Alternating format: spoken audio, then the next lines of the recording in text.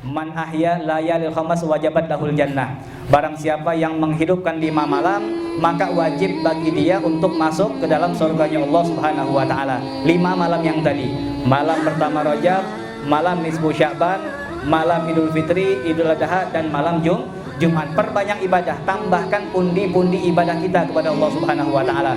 Ibadah kita malam ini harus lebih banyak daripada malam tadi. Ibadah kita di besok pagi harus banyak daripada siang tadi, menambahkan debit ibadah kita kepada Allah Subhanahu wa taala.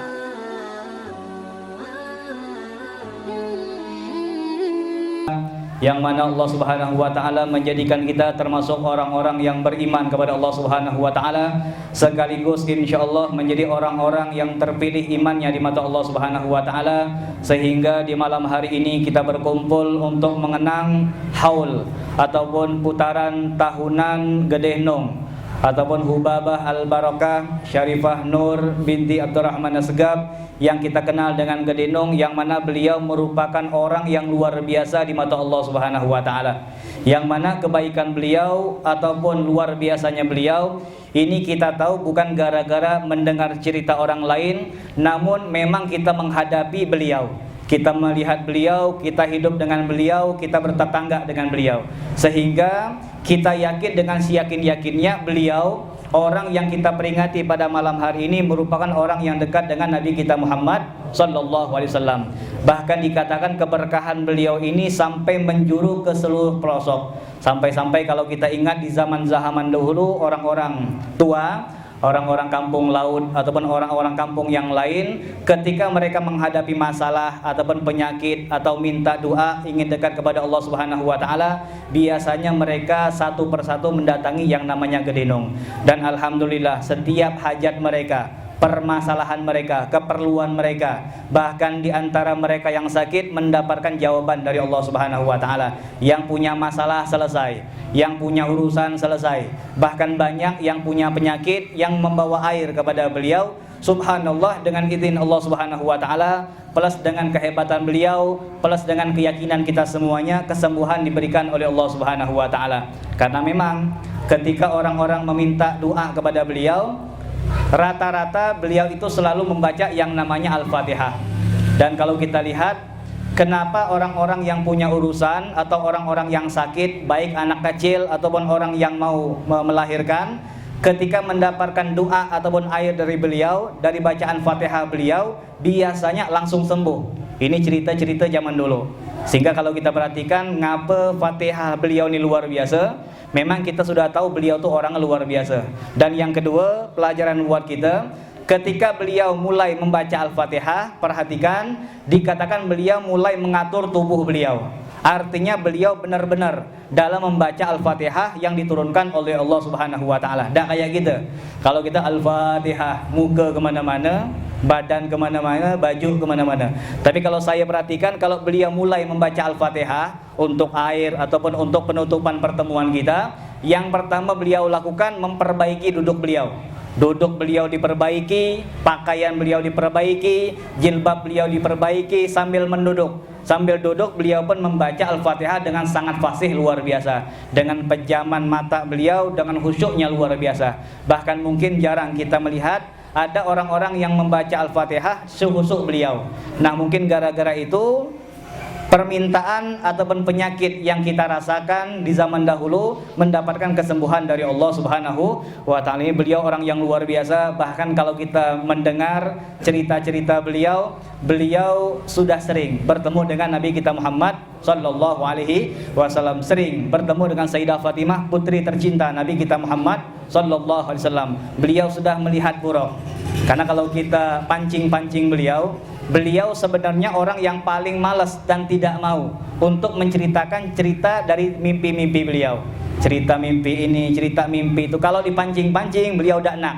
Tapi kapan kita bilang, Gede Nong, tidaklah Gede Nong ini cerita, kecuali buat semangat bagi kami. Kalau Gede Nong cerita, insya Allah kami ini kepengen juga, tekenyir juga, kepengen mimpi melihat Nabi kita Muhammad sallallahu alaihi wasallam. Baru mendengar hal itu, Gede Nong pun sedikit demi sedikit, satu persatu menceritakan tentang mimpi-mimpi beliau bertemu dengan orang-orang yang dicintai oleh Allah Subhanahu wa taala. Bahkan terakhir, nasihat dari beliau ataupun hikmah dari perjalanan hidup beliau, tidaklah Al-Faqir, dan mungkin juga dirasakan sama asatid yang lain, tidaklah Al-Faqir kalau seandainya bertamu ke rumah beliau, minimal beliau sudah menyiapkan 5 pertanyaan. Kalau Anda mampir, kalau Al-Faqir mampir, beliau sudah menyiapkan 5 pertanyaan. Oh ini, kapan nak pesah? Muhammad, pertanyaan nomor 1, pertanyaan nomor 2, pertanyaan nomor 3. Sehingga beliau tuh lah ngumpulkan soal. Apa artinya? Beliau tuh sangat mencintai yang namanya ilmu Nabi kita Muhammad Sallallahu Alaihi Wasallam. Padahal kita nih siapa? Beliau siapa? Saking hausnya beliau dengan ilmu, rasa-rasa tak puas dengan ilmu yang telah beliau dapat. Ini sedikit pelajaran bagi antum anggota majelis, jangan sampai malas untuk menuntut ilmunya Nabi kita Muhammad Sallallahu Alaihi Wasallam. Mudah-mudahan kita semuanya yang hadir, yang mendukung, panitia, keluarga, tetangga Kampung Tanjung ini mendapatkan keberkahan dari Gedenong. Begitu beliau dekat dengan Allah Subhanahu wa taala, mudah-mudahan di malam hari ini dengan berkah beliau kita pun mendapatkan keberkahan yang banyak dari Allah Subhanahu wa taala. Amin ya rabbal alamin. Ma'asyiral hadirin, alhamdulillah di malam hari ini kita bertepatan jatuh pada malam 1 Rajab.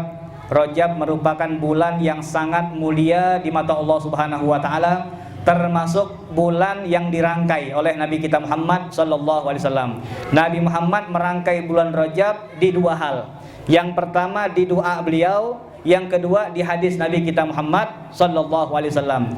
Nabi kita Muhammad mengatakan dalam sabda beliau, Rajab syahrullah wa Sya'ban syahri wa Ramadan syahru ummati. Dalam doa beliau, Allahumma barik lana fi Rajab wa Sya'ban wa ballighna Ramadan. Ini beliau mengaitkan merangkai 3 bulan dengan rangkaian yang indah dari Nabi kita Muhammad Sallallahu Alaihi Wasallam. Maka ulama mengatakan ketika Nabi kita Muhammad mengaitkan 3 bulan menjadi 1, maka dikatakan 3 bulan ini gak boleh dipisahkan dalam hal ibadah kepada Allah Subhanahu wa taala. Orang yang ingin mendapatkan kenikmatan bulan Ramadan, orang yang kepengen bertemu dengan malam Lailatul Qadar, maka mereka harus memperbanyak ibadah kepada Allah Subhanahu wa taala maksimal di 2 bulan pertama. Bulan Rajab menambahkan ibadah kepada Allah Subhanahu wa taala, Sya'ban menambahkan ibadah kepada Allah Subhanahu wa taala. Orang yang melewati Rajab dengan banyak istighfar, orang yang melewati Sya'ban dengan banyak sholawat, insyaallah Ramadan dia bakal dimudahkan sama Allah untuk ibadah. Dan Allah berikan rasa kelezatan yang luar biasa ketika mereka membaca Al-Quran, kalamnya Allah Subhanahu wa ta'ala. Bahkan malam hari ini merupakan puncak dari afdolnya bulan Rajab. Kalau kita perhatikan bulan Ramadan, kemuliaan bulan Ramadan terletak pada 10 hari terakhir. Kenapa? Karena kemungkinan besar malam Lailatul Qadar terletak pada malam 10 terakhir. Kemudian Sya'ban, kemuliaan Sya'ban terletak pada 10 pertengahan. Kenapa? Karena di situ ada malam nisfu Sya'ban. Lalu di bulan Rajab, kemuliaan bulan Rajab terletak pada 10 hari pertama. Kenapa? Karena ada malam pertama Rajab yang sangat diagungkan oleh Nabi kita Muhammad Sallallahu Alaihi Wasallam. Dalam hadis Nabi kita Muhammad Sallallahu Alaihi Wasallam, bahkan juga sering kita mendengar dari ulama-ulama kita, khamsul layalin la turad fihinna da'wah. Ada 5 malam yang mana kalau seandainya kita bermunajat, minta, nangis, ngemis kepada Allah Subhanahu wa taala, pasti bakal diijabah oleh Allah Subhanahu wa taala. Di 5 malam, awwalul lailah min Rajab, malam pertama Rajab, wa lailatul nisf min Sya'ban, malam nisfu Sya'ban, wa lailatul al-idain, 2 malam lebaran, Idul Fitri dan malam Idul Adha, wa lailatul Jum'ah, malam Jumat. Ini merupakan 5 malam yang kalau seandainya kita minta kepada Allah, insya Allah bakal diijabah sama Allah Subhanahu wa ta'ala. Makanya rugi, sangat merugi kalau seandainya malam hari ini di saat Allah membukakan pintu doa buat kita, namun kita enggan untuk meminta kepada Allah Subhanahu wa ta'ala. Bahkan na'udzubillah seakan-akan kita mengatakan, tak mungkinlah dikabulkan. Kuni siapa, permintaanku macam ini tak mungkin dikabulkan. Jangan, yakin dengan ucapan Nabi kita Muhammad. Jangan mandang kita siapa, jangan mandang kita remah, jangan mandang kita kurang, tapi pandanglah hadis Nabi kita Muhammad Sallallahu Alaihi Wasallam. Jangan ngedon dulu, jangan ngedon, jangan malas dulu, jangan dak semangat. Ikuti hadis Nabi kita Muhammad Sallallahu Alaihi Wasallam. Kalau kita punya permintaan, dan pasti kita ini banyak permintaan.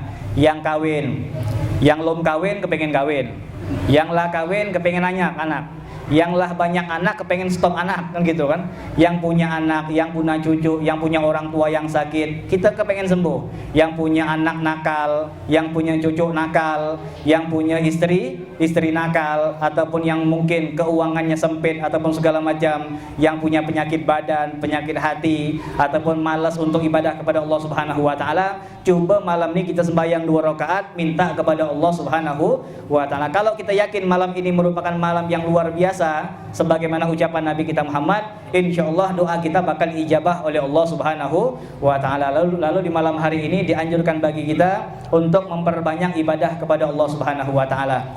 Man ahya layalil khamas wajabat lahul jannah.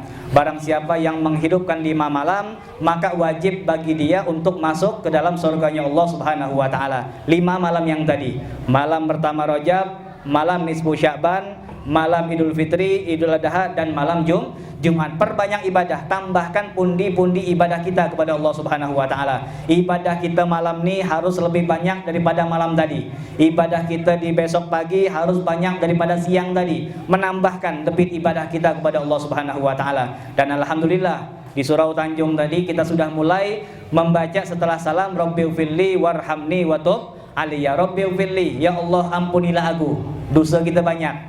Maka berhak sekali untuk kita minta ampun kepada Allah Subhanahu wa taala. Warhamni, ya Allah sayangi aku. Watub alayya, ya Allah berikanlah hidayah sehingga aku bisa bertaubat, dan terimalah taubatku wahai Allah Subhanahu wa taala. Menambahkan ibadah. Termasuk malam hari ini pun alhamdulillah kita berkumpul dalam haul orang yang solehah di mata Allah Subhanahu wa taala, yang juga ini disebut dengan menambahkan pundi-pundi ibadah kepada Allah Subhanahu wa taala. Dan alhamdulillah, ini bukan nyinggung nih.